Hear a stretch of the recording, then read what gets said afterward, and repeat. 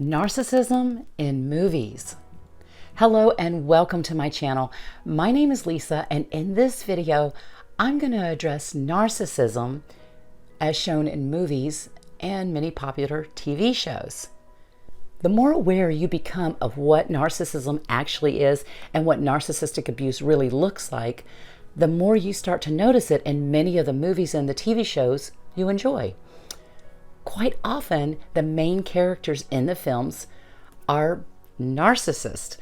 Sometimes this is very obvious. Many times it's not so obvious, as the narcissistic character is portrayed as strong, confident, and even the hero.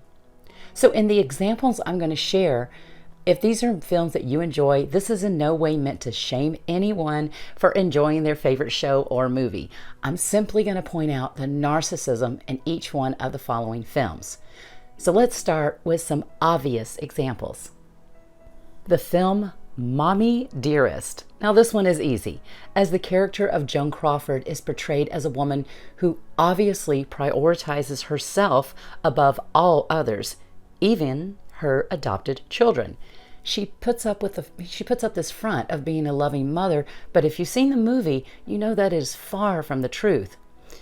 Joan's fans see her as wonderful because they're only seeing that superficial facade, while behind closed doors, she demonstrates abusive behavior, especially to her daughter, Christina. Now, the karmic twist is that most of us remember Joan Crawford much more from the movie Mommy Dearest, which was the portrayal of her life, more than any other film that she ever made while she was living, which is what she wanted to be known for. This female narcissist was eventually exposed by her daughter, Christina, who wrote the book that movie was based on. Another example, The Devil Wears Prada. So self-explanatory, perfect example of a narcissistic boss if you have seen this. Sleeping with the Enemy, starring Julia Roberts. Again, self-explanatory, very obvious that she has a extremely abusive and dangerous narcissistic husband. The film Single White Female. If you've seen the movie, you already know that Jennifer Jason Leigh's character is completely obsessed with taking over the character that Bridget Fonda plays, taking over her life, her boyfriend, her look, her everything. So that one. Now, another one that maybe not so many people have seen is an older film called Gaslighting. This film was made in the 1940s, and it's actually where the term gaslighting originated from.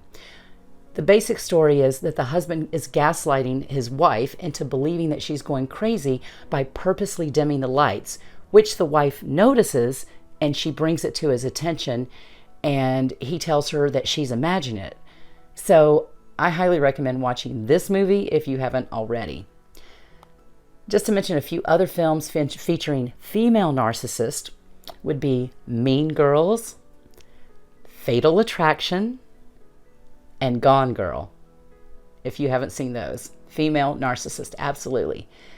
TV shows with male narcissists would include Dexter. I mean, he is a serial killer after all, but he justifies killing certain people. Now, I've watched Dexter and I enjoyed watching Dexter because you end up liking the character despite his numerous and gruesome murders. Okay, House. Dr. House is a classic example of the know-it-all narcissist who sees others as beneath him and his intelligence, and he does not hide the contempt that he obviously feels towards others. The TV show The Office. I love Steve Carell normally, but his character as a narcissistic boss irritated me so much I could not stand watching the show. So you can clearly see he has very little to no empathy, especially for the female receptionist. And just on a side note here, my narc ex loves this show, and I never had any problem with that, but he knew I didn't like the show. Yet he would come to me and tell me all about what happened in the show right after he watched an episode. And even when I'd say, hey, if I wanted to know about what happened in the office, I would have watched it myself. He did this anyway because he could not stand that I didn't enjoy a show that he did and wanted to, prove me wrong. You know how that goes. Very obvious one here. Dirty John, the Betty Broderick story. Again, classic example of a male narcissist and a devalued wife. Now, I certainly do not condone killing anyone, but where that arose from was the reactive abuse coming from Betty Broderick that went a little bit too far. The show Shameless. Funny show, but practically every character in it exhibits narcissistic traits, most especially the degenerate alcoholic father. The Big Bang Theory. The character of Sheldon would not be so likable in real life. He has no empathy. He is clueless to the emotions and feelings of others, nor does he care. Leonard's mother, who is also in the show, there's the female narcissist where Leonard is always trying to gain her approval or her acceptance and please her, and he just can't because, well, she's a narcissist.